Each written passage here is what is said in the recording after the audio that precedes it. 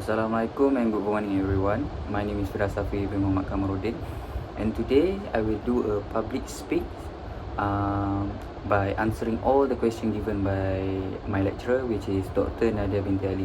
So altogether we have 6 questions and I'll be answering all of the questions. So the first question is, define the public revenue. Why is public revenue important for government operations? So for the answer of this question, I would say public revenue means all the money that the governments collect from different resources or sources, likely taxes, fees and also investment. So why it is important? Because the government needs the money to pay the salaries of the employees of every sector, build utilities and facilities for the public use, and also provide welfare like BRIM. What is BRIM? It is Bantuan Rakyat Satu Malaysia, or we call it subsidies. In other words, without the public revenue, the government cannot function or serve the people as well. Proceeding to the next question, which is question 2. So list and briefly describe 4 main sources of public revenue and give an example for each sources. So we have 4, which is taxes, non-tax revenue, borrowing or loans, or grant, aid and donation. So for the first one is taxes. So what is taxes? Taxes means that money that people and businesses must pay to the government. It is compulsory and not optional, because the government uses taxes money to provide public services for public use, likely schools, hospitals, police and roads.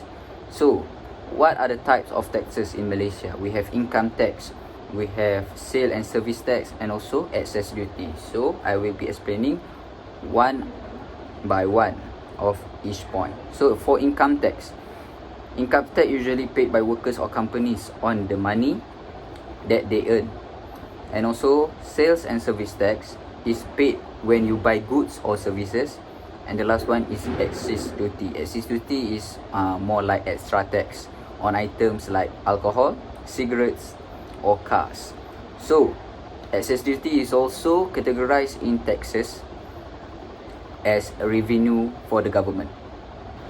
For non-tax revenue, what does it mean? It means the government also collected the money, but it usually not come from the taxes. It usually comes from services, fees and fines. So what is the example of each points? I would say that fees, we have passport fees, we have driving license fees, and also fines, we have traffic fines, we have late tax payment fines, and also the last one is licenses. Licenses is for businesses, casino license and also road permit. About the borrowing or loans, it means like when the government doesn't have enough money, it borrows from people, banks or international market. How it works?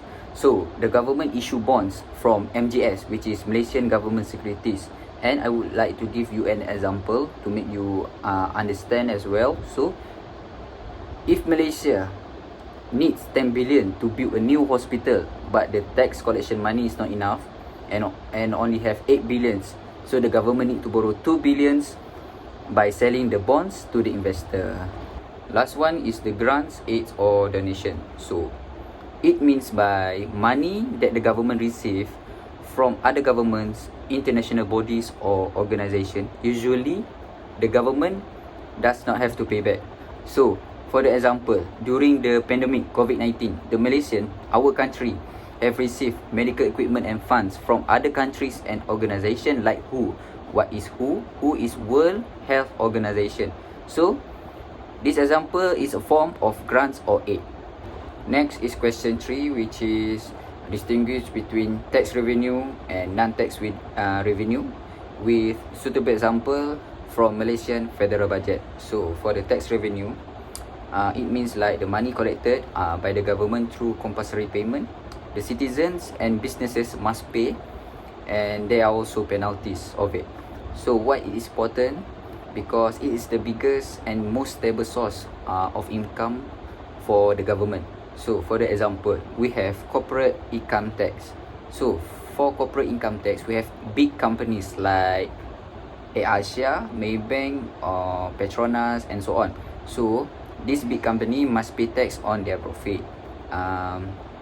For example, we take as Petronas as a big company. we would say like if Petronas earns 10 billion of their profit, so it must pay part of it as a tax of the profit. About the non-tax revenue, non-tax revenue is the money that the government earns from other activities but not related to the taxes. This is not compulsory like taxes, but comes from services, fees, fines, or government-owned businesses. It is important because it provides extra money beside taxes, but usually smaller in amount. So, for example, licenses and permits. Businesses must pay fees to operate. For example, in Genting Highland, we have big casino, and the company of the casino need to pay tax for the government, and also road permits for the lorries to go everywhere go through their businesses. Without wasting time, we proceed to the next question, which is question 4. So about question 4, it is explain the differences between direct tax and also indirect tax. So which type is more significant in the context of Malaysia? Explain your reasoning. So about the direct tax, it means that you pay directly to the government based on your income, profit or wealth. So the burden cannot be shifted. What is mean by the burden cannot be shifted is means you cannot transfer or pass the responsibility to another person. So if you as yourself, you must pay the tax. So I would give the example so that easier for you guys to understand. So we have income tax in Malaysia. If you earn above certain level, for example 3,000 per month, you must pay tax directly to the LHDN. What is LHDN? It is Lembaga Hasil Dalam Negara. About the indirect taxes is the tax when you pay to buy goods or services but you don't pay to the government directly.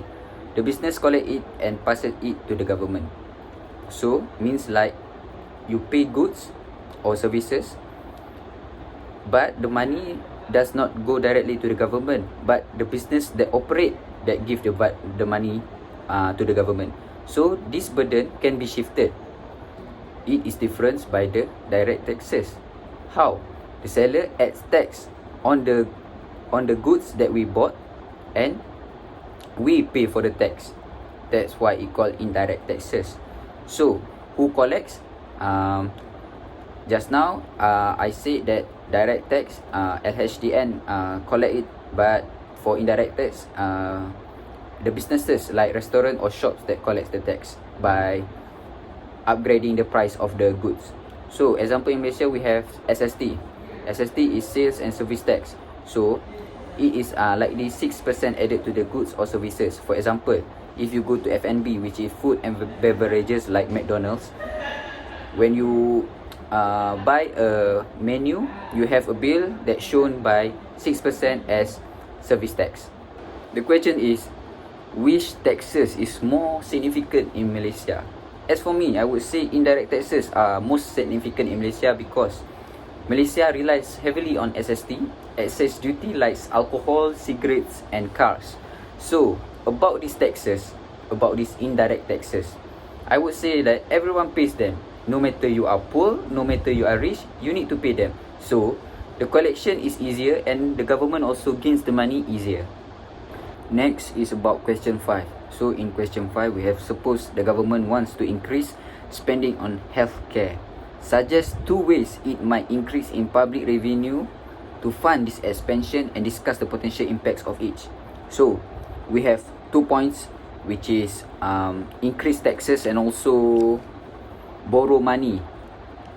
So for the point of increased taxes, I would like to say the government can collect more tax from people and businesses. This is the most common way to raise revenue. So for example, increase income tax for high income earners. I would say like if someone earns 15,000 per month, their rate tax need to be increases. So this gives the government more money without affecting lower income groups too much. So what are the impacts? We have positive and negative. So I would like to give positive first. For the positive, the income is more steady for the government to improve hospitals and healthcare. But for the negative impacts, we have people and business may complain because the cost of living increases. For borrow money, the government can borrow money when tax collection of money is not enough. This is done by selling government bonds to the investor or borrowing money from banks or international bodies. So there are two impacts, which is positive and negative. So for the positive impacts, the government can build the hospital immediately or buy any medicine immediately. But for the negative impacts, the national debt is increases and the future generation must pay it. For the last question, about question 6, discuss at least 2 challenges of the government faces in managing and collecting public revenue effectively. We have 2 challenges, which is tax avoidance and also tax evasion. The second challenges is about corruption and also leakage. So about tax evasion and tax avoidance, the meaning is some people or companies try to escape from paying taxes. We go by tax evasion first. So in tax evasion, people are hiding incomes and smuggling goods not declaring any profits. About tax avoidance, it is legal but using loopholes to pay less tax. So for an example, a business owner hides part of his income so he can pay less income tax. So what is the impacts to the government? The government collects less money than expected, so less revenue for healthcare, hospital and also medicine. For the second challenges, I would be explaining about the corruption and leakage. So basically about this point, sometimes the money does not fully reach to the government because of corruption, fraud and misuse. Okay, I would like to give you an example so that you are easier to understand about this point. So basically, imagine if you pay RM300 traffic fine to the officer, like police on the road. So if the police officer keeps the money in his pocket and doesn't send it directly to the government, that money is called lost revenue.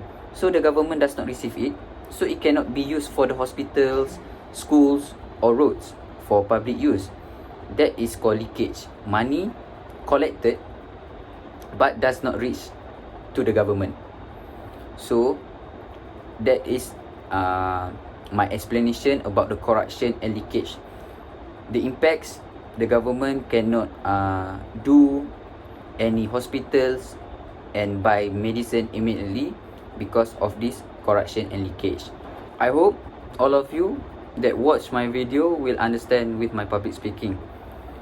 I explain it by easy explanation, and I think that's all from me. Thank you for listening.